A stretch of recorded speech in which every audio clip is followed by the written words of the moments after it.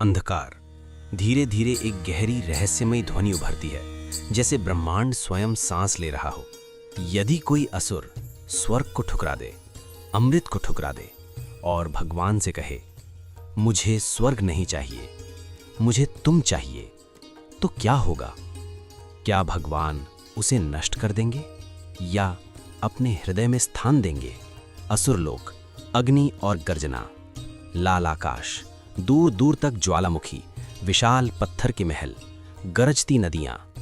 असुरलोक, जहां शक्ति ही सत्य थी, जहां करुणा को कमजोरी कहा जाता था, जहां देवताओं का नाम लेना अपराध था। यहीं जन्म हुआ एक असुर बालक का। उसका नाम रखा गया विराज। पर विराज अन्य असुरों जैसा नहीं था। जब विराज जन्मा, ना कोई गर्जना हुई, ना कोई रक्त वर्षा। आकाश शांत हो गया। एक पल को असुरलोक में भी शांति उतर आई। ज्योतिषी घबराए, ये बालक असामान्य है। असुरराज महाबल हंसे, असुर का पुत्र असामान्य कैसे? पर मां कैथरी उस बालक को देखती रही। उसकी आंखों में डर नहीं था, लालसा नहीं थी, बस जैसे वो किसी को पहचानता हो। विराज 5 वर्ष का। अन्य असुर शस्त्रों से खेल रहे हैं। जब अन्य असुर बालक तलवारों से खेलते, विराज जंगल के फूल चुनता। जब वे देवताओं की मूर्तियां तोड़ते, विराज टूटे पत्थरों को एक जगह सजा देता।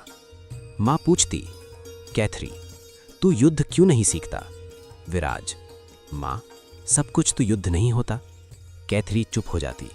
उसे डर लगता, ये बालक असुर लोक के लिए खतरा है। एक रात, जंगल, विराज अकेला। विराज एक शिला पर बैठता है। न मंत्र, न विधि, न गुरु, बस हृदय से।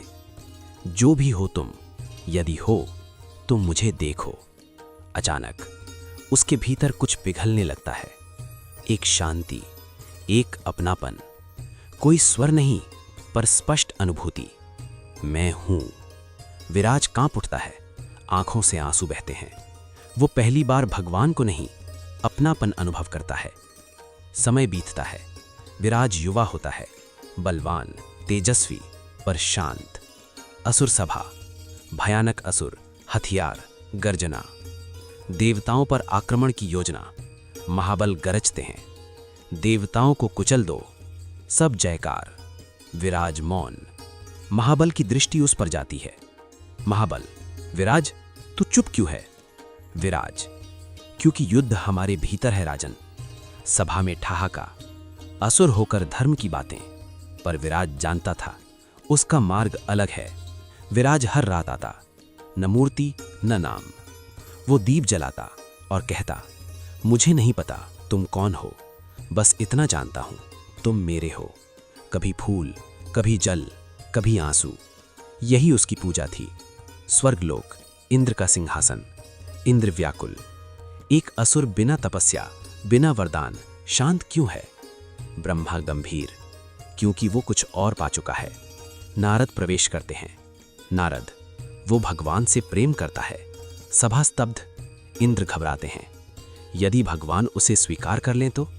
रात, विराज की कुटिया। अचानक विपत्तियां, रोग, भूख, अपमान। असुर उसे तिरस्कार करते। उसकी मां कहती, तेरी भक्ति हमें नष्ट कर देगी। विराज चुप। रात को वही शांति। मैं हूं। आकाश खुलता है, स्वर्ग उतरता है, इंद्र प्रकट होते हैं। विराज, स्वर्ग तेरा है, अमृत, ऐश्वर्य, अमरता। विराज देखता है क्षण भर, फिर कहता है, यदि वहां वो नहीं है तो वो स्वर्ग नहीं। इंद्र स्तब्ध। एक वृद्ध साधु का रूप। वृद्ध, मैं भूखा हूं। विराज के पास केवल एक रोटी, वो बिना सोचे दे देता है। वृद्ध, मैं तुझे स्वर्ग दे सकता हूं। विराज, मुझे तुम चाहिए। वृद्ध मुस्कुराता है। आकाश प्रकाश से भर जाता है। भगवान विष्णु, शंख, चक्र, गदा। विष्णु की आंखों में आंसू। विष्णु, विराज, तू असुर नहीं, तू भक्त है। विराज गिर पड़ता है। विष्णु, मांग। विराज, जहां आप हो वहीं मैं। विष्णु, तथास्तु।